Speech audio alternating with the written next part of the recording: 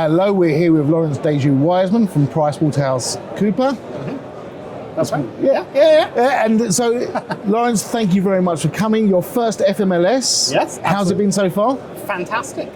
Really enjoying the opportunity to get to connect with some old colleagues, get to see some old friends and old industry members that I know well, and maybe a few new faces as well, so can't complain. Excellent. So can you share your role at PwC? What do you do? What does your role entail? Absolutely. So I sit within our restructuring and forensics business, which is within our deals line of service, and I lead on our market abuse surveillance financial services conduct work, specifically with respect to what we think of as emerging risks. And that can be crypto, that can be working with complex financial derivatives, that can be looking at cross-product manipulation and financial conduct risk in that space, and really helping clients, whether they're regulators, whether they're exchanges, whether they're investment firms, understand how do we want to govern and manage conduct risk, market manipulation risk in a really sort of complicated world.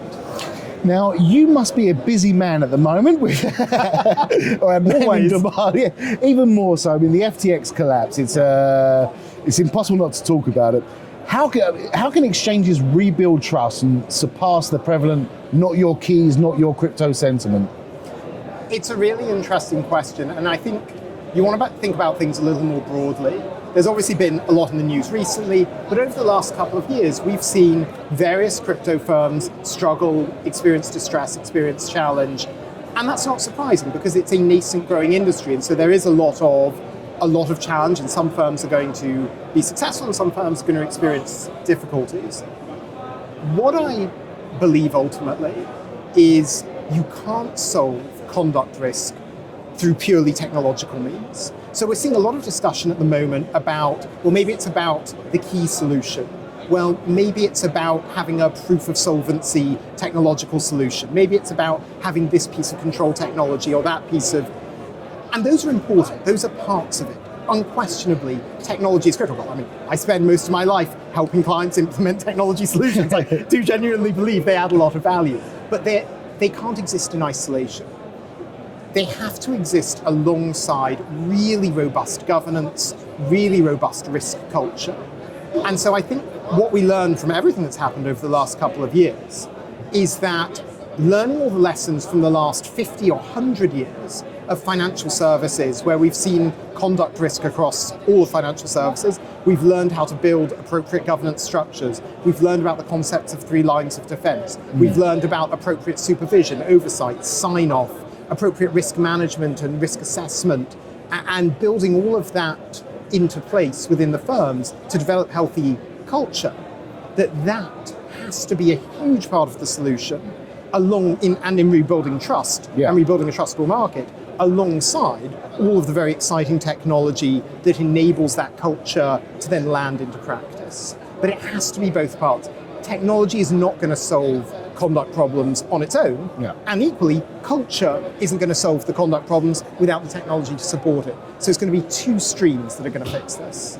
Excellent. So do you think there's going to be long-term ramifications to the benefit of what's happened with the FTX collapse? Like the market's this is the wake-up call that is needed? I think every time any market experiences big challenges, anytime any market experiences a big high-profile disruption, as long as people look to learn from it, it can be hugely beneficial to that market in the long run. Because and this is what I was talking about with traditional financial services. Yeah. We've seen over the last 50 years, large financial services organizations experience massive failures, high-profile bankruptcies that have affected the global financial. Yeah. And as a result of that, we as an industry have learned from it, and we as an industry have built more robust, more stable, more trustable markets. So as long as you learn from what happens, it can be to the benefit of the industry as a whole. What isn't to the benefit of the industry is simply saying, well, it's a sort of Darwinian experience, the ones that survive are good, the ones that don't survive are bad, but we don't need to learn any lessons because we survived and therefore we're the good guys. Everyone can always learn from the challenges that other businesses face, and that's going to be absolutely critical to making crypto a persistent and healthy ecosystem.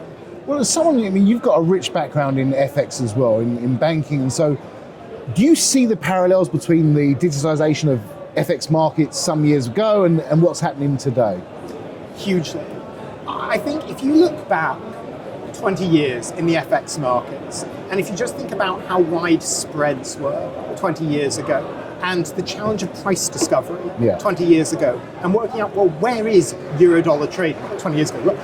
Where is franc versus dollar trading? Where is sterling cable trading? And you ask those questions, you would get different answers, depending on who you picked up the phone to, depending on who you were calling. And as a result, execution was lower quality. As a result, there was significant arbitrage, depending on which liquidity you had access to. We're now in the crypto space, of course. The more that we digitalize it and the more that we increase the access to liquidity and avoid the risk of isolated pools of liquidity, we're going to get all of those benefits as well. I think the other thing we're seeing is that crypto is going through that very, very quickly. So because we have a highly liquid, highly accessible market where new products can be created on a daily basis. Highly unregulated as well. I'm always careful about the word unregulated because people say the same thing about FX. Okay, and people still will describe FX as an unregulated market, and some people will.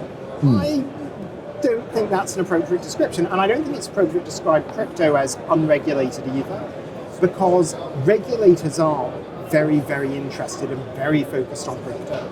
And rightly so, because of its interactions with the traditional banking system, traditional financial system, and also because of its ability outright to affect the success of businesses and to affect individual investors. I don't think we should think of crypto as unregulated. I think we should think of it as an environment where the regulatory requirements and expectations are changing. Yes. But equally, what we should be wrestling with is what's the right thing to do in crypto. A thing that I say over and over again is what's unethical today is often illegal tomorrow.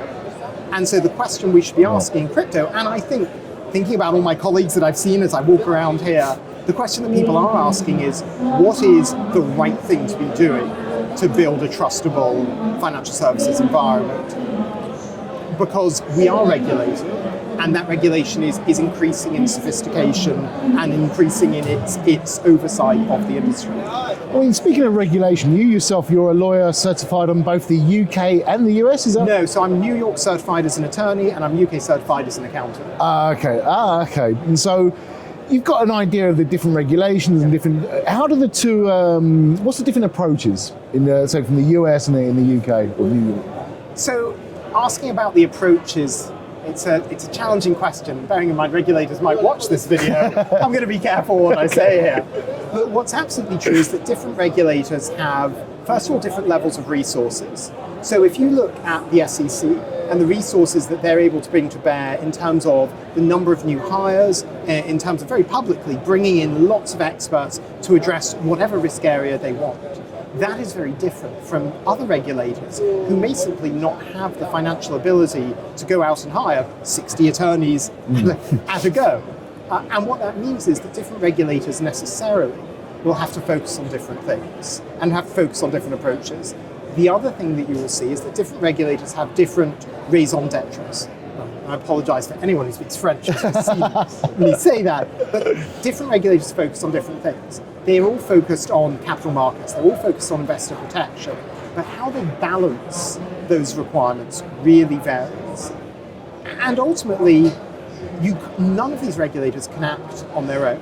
So for example, we have MiCA coming out in the EU, the Markets in Crypto Assets Regulation, and that is going to provide really important guidance, not just obviously to EU competent authorities, but to everyone else, because these products are traded across boundaries, across the world.